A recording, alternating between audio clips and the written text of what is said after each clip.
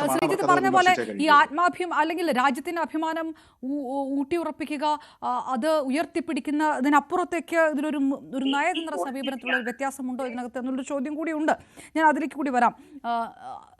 ശ്രീ ഷാഹുൽ ഹമീദ് നമുക്കൊപ്പം ചേരുന്നു, മുസ്ലിം ലീഗ് നേതാവ്. ശ്രീ ഷാഹുൽ ഹമീദ്, ഓപ്പറേഷൻ സിന്ദൂർ 22 മിനിറ്റിൽ നിർത്തിവെച്ചു. അതിനകത്ത് രാഷ്ട്രീയ ധൈര്യമില്ലായ്മ കാരണമാണ്. പിന്നെ അതോടൊപ്പം തന്നെ ഈ വിമാനങ്ങൾ, ഓപ്പറേഷൻ സിന്ദൂറിൽ വിമാന നഷ്ടങ്ങൾ സംഭവിച്ചതിൻ്റെ കണക്കുകൾ വിജയിച്ചിട്ടില്ല. ഈ നിർണായക വിജയവാദം എന്ന് പറയുന്നിടത്ത് അത് ഈ വാദത്തെ എല്ലാം ദുർബലപ്പെടുത്തുന്നുണ്ട്. ഇത്തരം ഉത്തരങ്ങളില്ലാത്തത് ആത്മനിർഭർ പ്രതിരോധമാണ് ഏറ്റവും പ്രധാനമെന്ന് നരേന്ദ്രമോദി പറയുമ്പോഴും അത് തെരഞ്ഞെടുപ്പ് തന്ത്രമാണ് എന്ന് കോൺഗ്രസ് പറയുന്ന ഒരു നിലപാടിനെ ഒപ്പം നിൽക്കുന്ന ചില കാര്യങ്ങളാണ് രാഹുൽ ഗാന്ധി അടക്കം ഉന്നയിച്ചിട്ടുള്ളത്.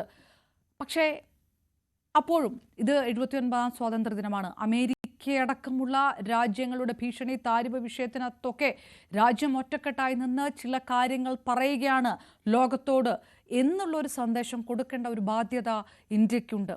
അത് പ്രധാനമന്ത്രി നരേന്ദ്രമോദി തന്നെ നീണ്ട പ്രസംഗത്തിൽ നിർവഹിക്കുന്നു. അത് ഓരോ ഇന്ത്യക്കാരനും കേൾക്കാൻ ആഗ്രഹിക്കുന്ന കാര്യമാണ്. അതിനെ അങ്ങനെ അല്ലേ കണക്കാക്കേണ്ടത്? അതോ ഇത് BJPയുടെ ഒരു തെരഞ്ഞെടുപ്പ് തന്ത്രം മാത്രമാണ്, പല ചോദ്യങ്ങൾക്കുള്ള ഉത്തരം മറച്ചു വെക്കുന്നതിനുള്ള ചില തന്ത്രങ്ങൾ മാത്രമാണ് എന്ന് ലീഗും കരുതുന്നു? രാജ്യത്തിന്റെ പ്രധാനമന്ത്രി പാകിസ്ഥാനെതിരെ സംസാരിച്ചാലും, നമ്മുടെ രാജ്യത്തിന്റെ ഐക്യത്തെക്കുറിച്ച് സംസാരിച്ചാലും, നമ്മുടെ രാജ്യത്തിന്റെ സുരക്ഷയെക്കുറിച്ച് സംസാരിച്ചാലും നമുക്ക് ആ കാര്യത്തിലൊക്കെ വലിയ അഭിമാനമുണ്ട്. അതിൽ സംസാരിച്ചതിലൊന്നും നമുക്ക് യാതൊരു അഭിപ്രായ വ്യത്യാസമില്ല. രാജ്യത്തിന്റെ അഭിമാനം എപ്പോഴും നിലനിൽക്കണം. രാജ്യത്തിന്റെ ശത്രുക്കൾക്കെതിരായി, ഭീകരവാദികൾക്കെതിരെയുള്ള പോരാട്ടം അതിശക്തമായിട്ട് തന്നെ മുന്നോട്ട് പോകണം. അതിന് പ്രധാനമന്ത്രിക്ക് ആ ഘട്ടത്തിലൊക്കെ എല്ലാ രാഷ്ട്രീയ പാർട്ടികളും വളരെ വ്യക്തമായി പിന്തുണ നൽകിയതാണ്. മാത്രമല്ല, നമ്മുടെ ഓപ്പറേഷൻ സിന്ദൂർ, ആ സിന്ദൂറിന്റെ നമ്മൾ എടുത്ത നിലപാടിനെ കുറിച്ച് വിശദീകരിക്കാൻ വേണ്ടി വിവിധ രാജ്യങ്ങളിലേക്ക് പോയ പ്രതിനിധി സംഘത്തിൽ മുസ്ലിം ലീഗ് അടക്കമുള്ള ഇന്ത്യയിലെ എല്ലാ രാഷ്ട്രീയ പാർട്ടികളും പ്രധാനമന്ത്രിക്ക് പിന്തുണ കൊടുത്തതാണ്. അതിലൊന്നും യാതൊരു അഭിപ്രായ വ്യത്യാസവും ഇവിടെ ഇല്ല. പക്ഷേ ഇന്ത്യ രാജ്യത്തിന്റെ സ്വാതന്ത്ര്യം നേടിയ ഈ ദിവസം, അതിന്റെ 79ാം വാർഷികം നമ്മൾ ആഘോഷിക്കുമ്പോൾ അദ്ദേഹം അതൊരു രാഷ്ട്രീയ പ്രസംഗത്തിന്റെ വേദിയാക്കി മാറ്റി എന്നുള്ളതാണ് നമ്മളെ ഏറ്റവും കൂടുതൽ വേദനിപ്പിക്കുന്നത്. അദ്ദേഹം പറഞ്ഞ ഒരുപാട് കാര്യങ്ങളുണ്ട്. ആ കാര്യങ്ങളെ കുറിച്ചൊക്കെ ഇപ്പൊ നമ്മൾ വിശദീകരിക്കുകയാണെങ്കിൽ, ഇപ്പോ നമ്മുടെ രാജ്യത്ത് പിന്നെ RSSന് പുകഴ്ത്തിക്കൊണ്ടാണ് അദ്ദേഹം സംസാരിച്ചത്. RSS കഴിഞ്ഞ 100 വർഷമായി ലോകത്തിലെ ഏറ്റവും വലിയ NGO ആയ RSS ഇവിടെ ചെയ്ത സേവനങ്ങളെ കുറിച്ചും മറ്റു കാര്യങ്ങളെ കുറിച്ചും. പക്ഷേ RSS അദ്ദേഹം പറഞ്ഞല്ലോ, ഈ രാജ്യത്ത് സാമൂഹിക നീതി വേണം. ങ്ങളിൽ ഇവിടെ പ്രവർത്തിച്ചത്, ഈ രാജ്യത്ത് നരേന്ദ്രമോദിയുടെ ഭരണത്തിൽ സാമൂഹിക നീതി ഉണ്ടാകുന്നുണ്ടോ? ന്യൂനപക്ഷങ്ങൾക്ക് അവരുടെ നീതി കിട്ടുന്നുണ്ടോ? ദളിതർക്ക് അവരുടെ നീതി കിട്ടുന്നുണ്ടോ? ഇന്ത്യയിലെ ദുർബല വിഭാഗങ്ങൾക്ക് അവരുടെ നീതി കിട്ടുന്നുണ്ടോ? ഇന്ത്യയിലെ തൊഴിലില്ലാത്ത ചെറുപ്പക്കാർക്ക് അവരുടെ നീതി കിട്ടുന്നുണ്ടോ? ഇതൊക്കെ നമുക്ക് വളരെ വ്യക്തമായിട്ട് അറിയാവുന്ന കാര്യമല്ലേ? ഓരോ പ്രദേശങ്ങളിലും ഇപ്പൊ ഭയത്തോടു കൂടിയാണ് ആളുകളൊക്കെ ജീവിക്കുന്നത്. അപ്പോ ക്രിസ്ത്യൻ മിഷനറിമാരും അതുപോലെ തന്നെ അവരുടെ ബിഷപ്പുമാരും ഒക്കെ പറയുന്നത് പോലെ തിരുവസ്ത്രം അണിഞ്ഞുകൊണ്ട് പുറത്തിറങ്ങി നടക്കാൻ കഴിയാത്ത ഭീതിജനകമായ സാമൂഹിക സാഹചര്യത്തിൽ എവിടെ നിന്നാണ് നമുക്ക് സാമൂഹിക നീതി ഉണ്ട് ഈ രാജ്യത്ത് എന്ന് നരേന്ദ്രമോദിയുടെ ഭരണത്തിൽ നമുക്ക് പറയാൻ പറ്റുക? പാകിസ്ഥാനെതിരായിട്ട് അദ്ദേഹം വെല്ലുവിളിച്ചോട്ടെ, പാകിസ്ഥാനെതിരായിട്ട് യുദ്ധം ചെയ്തോട്ടെ, അതിലൊന്നും നമുക്ക് യാതൊരു സംശയവുമില്ല. അപ്പൊ നമുക്കിവിടെ പലരും ഞാൻ ഇതിൽ മീറ്റിംഗിൽ വരാൻ കുറച്ച് സമയമെടുത്തു, ചർച്ചയിൽ വരാൻ. അതുകൊണ്ടുണ്ടായ ചെറിയ തകരാറുകളാണ്. മുന്നേ പറഞ്ഞ ആളുകൾ പറഞ്ഞ കാര്യങ്ങളൊന്നും ഞാൻ മുഴുവനായി കേട്ടിട്ടില്ല. പക്ഷെ നമ്മൾ മനസ്സിലാക്കണം, അമേരിക്കൻ പ്രസിഡന്റ് പല പ്രാവശ്യം ആവർത്തിച്ച് പറയുകയാണ്, ഞാൻ പറഞ്ഞത് കൊണ്ടാണ് ഇന്ത്യയും പാകിസ്ഥാനും ഈ യുദ്ധം നിർത്തിയത്.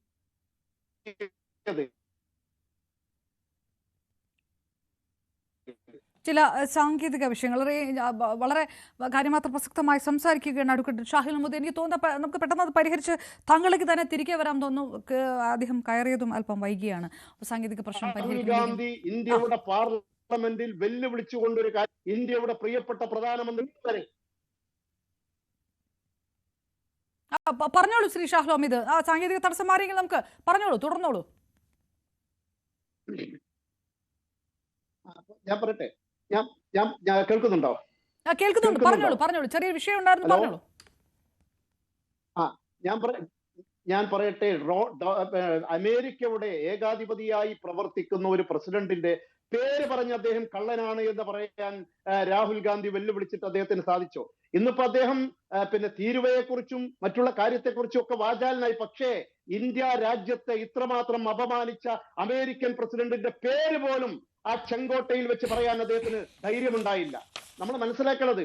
അപ്പോ ഈ പിന്നെ ഓപ്പറേഷൻ സിന്ദൂർ എന്ന് പറഞ്ഞാൽ നമ്മുടെ രാജ്യത്ത് കയറി മതത്തിന്റെ പേര് ചോദിച്ചുകൊണ്ട് ആളുകളെ വെടിവെച്ച് കൊന്ന പിന്നെ തീവ്രവാദികൾ, ഭീകരവാദികൾ, അവർക്കെതിരെ നടപടി സ്വീകരിക്കുമ്പോൾ നമ്മൾ 100% രാജ്യത്തിന്റെ കൂടെയാണ്. അതിലൊന്നും യാതൊരു സംശയവുമില്ല. ഏത് നിലയിലും രാജ്യത്തിന്റെ കൂടെ നിൽക്കാൻ നമ്മൾ തയ്യാറാണ്. പക്ഷെ അപ്പോഴും ഒരുപാട് സംശയങ്ങൾ അവിടെ ബാക്കിയുണ്ട്. അദ്ദേഹം പിന്നെ പറഞ്ഞ കാര്യങ്ങൾ, ഇപ്പോ 1 ലക്ഷം കോടി രൂപ ഇന്ത്യയിലെ തൊഴിലില്ലായ്മ അവസാനിപ്പിക്കുവാൻ വേണ്ടി ഞാൻ ചെലവഴിക്കും, എന്റെ ഗവൺമെന്റ് ചെലവഴിക്കും എന്നാണ് അദ്ദേഹം പറഞ്ഞത്. പക്ഷേ ഇന്ന് 49 വർഷത്തെ ഏറ്റവും വലിയ തൊഴിലില്ലായ്മയിലൂടെ ഈ രാജ്യം കടന്നു പോവുകയാണ്. ഏറ്റവും വലിയ യുവാക്കള് 30,000-ഓളം യുവാക്കള് 5 വർഷം കൊണ്ട് ആത്മഹത്യ ചെയ്തു എന്ന് വിവിധ ഏജൻസികളുടെ കണക്കുകൾ പറയാണ്. തൊഴിലില്ലാത്തത് കൊണ്ട്. പട്ടിണിയെ കുറിച്ച് അദ്ദേഹം സംസാരിച്ചല്ലോ, പട്ടിണി മാറ്റുമെന്ന് പറഞ്ഞല്ലോ. ഇന്ന് നമ്മുടെ രാജ്യത്തിന്റെ അവസ്ഥ എന്താണ്? നമ്മുടെ രാജ്യം 125 രാജ്യങ്ങൾ എടുത്തു നോക്കിയാൽ നമ്മുടെ രാജ്യത്തിന്റെ പട്ടിണിയുടെ തോത് ആഫ്രിക്കൻ രാജ്യങ്ങളിൽ പട്ടിണി കിടന്ന് മരിക്കുന്ന ആഫ്രിക്കൻ രാജ്യങ്ങളുടെ തുല്യമാണ് എന്ന് യൂറോപ്പിലെ പിന്നെ പഠന സംഘങ്ങൾ നടത്തിയ പഠനങ്ങൾ വ്യക്തമാക്കുന്നത്. 111-ാം സ്ഥാനത്താണ് ഇന്ത്യ എന്ന് പറയുന്നത്. ഇവിടെ നമ്മുടെ സാമ്പത്തിക രംഗം വളരുന്നു എന്ന് പറയുന്നു, നമ്മുടെ രാജ്യം കുതിച്ചു ചാടുന്നു എന്ന് പറയുന്നു. വലിയ അംബാനിമാരും അതുപോലെ തന്നെ അദാനിമാരും കുറച്ച് ആളുകൾ, വിരലിൽ എണ്ണാവുന്ന ഒരു 10ഓ 25ഓ മാക്സിമം ഒരു 100 ആളുകൾ അവർ പണമുണ്ടാക്കിക്കൊണ്ടേയിരിക്കുകയാണ്. പക്ഷെ പാവങ്ങൾ പട്ടിണി കിടന്ന് മരിക്കുകയാണ്. ലോകത്തിന്റെ മുന്നിലുള്ള ഒരു കണക്കും ഇന്ത്യ രാജ്യത്തെ ജനങ്ങൾ, സാധാരണ ജനങ്ങൾ, അവരുടെ പട്ടിണി മാറി എന്ന് പറയുന്ന ഒരു കണക്കില്ല. ഇന്ത്യയിലെ സാമൂഹിക നീതി ഒരു രംഗത്തും, നമ്മുടെ രാജ്യത്ത് സാമൂഹിക നീതി ദളിതർക്കാണെങ്കിലും പിന്നെ ന്യൂനപക്ഷങ്ങൾക്കാണെങ്കിലും അവർക്ക് സാമൂഹിക മതപരമായ നീതി ലഭിച്ചു എന്ന് ഒരു കണക്കും ലോകത്തെവിടെയും പറയുന്നില്ല. അദ്ദേഹം വാചാലമായി കുറെ കാര്യങ്ങൾ പറഞ്ഞു എന്നല്ലാതെ, ഞാൻ ചോദിക്കട്ടെ പറഞ്ഞ, ഇവിടെ നമ്മുടെ രാജ്യത്തിന്റെ അഭിമാനത്തിന് ക്ഷതം പറ്റുന്ന രൂപത്തില് ഒരു തീരുവ പ്രഖ്യാപിച്ചല്ലോ. 50% ഇന്ത്യൻ ഉൽപ്പന്നങ്ങൾക്ക് തീരുവ. ആ തീരുവ പ്രഖ്യാപിച്ചപ്പോ സഡനായി അതിന് എതിരെ മറുപടി നൽകാൻ നമുക്ക് സാധിച്ചോ? ഓപ്പറേഷൻ സിന്ദൂരിൽ വിജയത്തിന്റെ കഥകൾ അദ്ദേഹം പറഞ്ഞല്ലോ.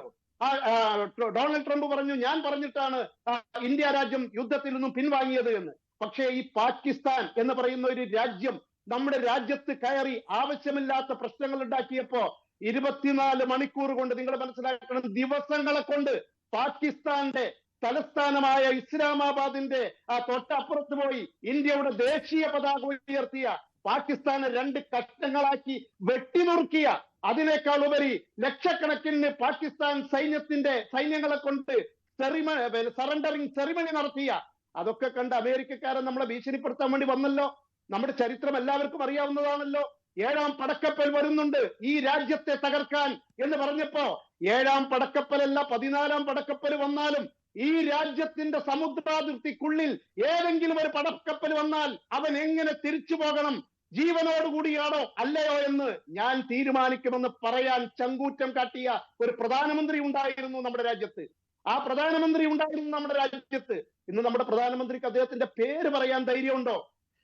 നോക്കൂ നിങ്ങൾ, പാകിസ്ഥാന്റെ പിന്നെ സൈനിക മേധാവി എവിടെ പോയിട്ട് പറയാണ്, ഇന്ത്യയെ ഞങ്ങൾ ആറ്റം ബോംബ് പ്രയോഗിക്കും, ഇന്ത്യയെ ഞങ്ങൾ തകർക്കും, മാത്രമല്ല ഞങ്ങൾക്കെതിരായി ഇനിയും യുദ്ധം പ്രഖ്യാപിച്ചാൽ ലോകത്തിന്റെ പകുതി നശിപ്പിച്ചിട്ടേ ഞങ്ങൾ അടങ്ങൂ എന്നൊക്കെ പറയാൻ ചങ്കൂറ്റം കാട്ടിയ പാകിസ്ഥാന്റെ സൈനിക മേധാവി അവിടെ ഉണ്ടാകുമ്പോ നമ്മുടെ പ്രധാനമന്ത്രിയെ ഒന്ന് മൈൻഡ് ചെയ്യാൻ അവർ തയ്യാറാകുന്നുണ്ടോ? മനസ്സിലാക്കട്ടെ, നമ്മുടെ രാജ്യത്തിന്റെ അവസ്ഥ എങ്ങനെയായിരുന്നു. നമ്മുടെ രാജ്യം എല്ലാവരുടെ മുന്നിലും അന്തസ്സോടുകൂടി നിന്നിരുന്ന ഒരു രാജ്യം നമ്മുടെ രാജ്യം. പാകിസ്ഥാൻ ആണെങ്കിലും ചൈനയാണെങ്കിലും അമേരിക്കയാണെങ്കിലും ആരോടും ചങ്കൂറ്റത്തോടു കൂടി പറയാൻ കൽപ്പുണ്ടായിരുന്ന ഒരു രാജ്യമാണ് നമ്മുടെ രാജ്യം. ആ രാജ്യത്തിന്റെ ഇന്നത്തെ അവസ്ഥ എന്താ? നമ്മൾ പാകിസ്ഥാനുമായിട്ട് നയതന്ത്ര ബന്ധമില്ല, ചൈനയുമായിട്ട് നയതന്ത്ര ബന്ധമില്ല, ബംഗ്ലാദേശുമായി നയതന്ത്ര ബന്ധമില്ല, പിന്നെ ശ്രീലങ്കയുമായി നയതന്ത്ര ബന്ധമില്ല. ഒരു ചെറിയ ഈർക്കിളി രാജ്യമായ മാലിദ്വീപുകാരൻ വരെ നമ്മളെ കൊഞ്ഞണം കാട്ടുന്ന ഒരു സാഹചര്യം ആരുണ്ടാക്കി? എങ്ങനെ ഈ രാജ്യത്തുണ്ടായി?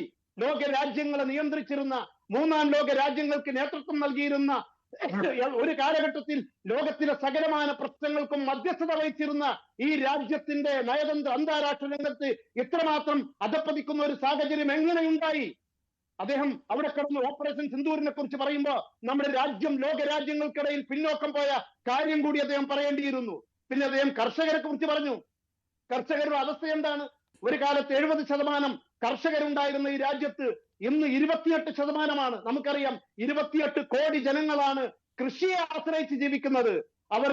അവർ ചെലവാക്കുന്ന ചെലവിനനുസരിച്ച് വരുമാനമില്ല. നമ്മുടെ രാജ്യത്ത് വരുമാനമില്ല. അവര് ആത്മഹത്യ ചെയ്യാണ്. കർഷകർ നിരന്തരം അവരുടെ പ്രശ്നങ്ങൾ ശരി ശ്രീ ഷാഹുൽ ഹമീദ്, അതായത് ചോദ്യങ്ങൾക്ക് അകത്തുത്തരം ഉണ്ടാകുന്നില്ല എന്നുള്ളൊരു വിഷയം ഒരു വശത്തുണ്ട്. അതിന് മറുപടി പറയാൻ നമ്മുടെ പാനലിസ്റ്റുകൾക്ക് വരാം.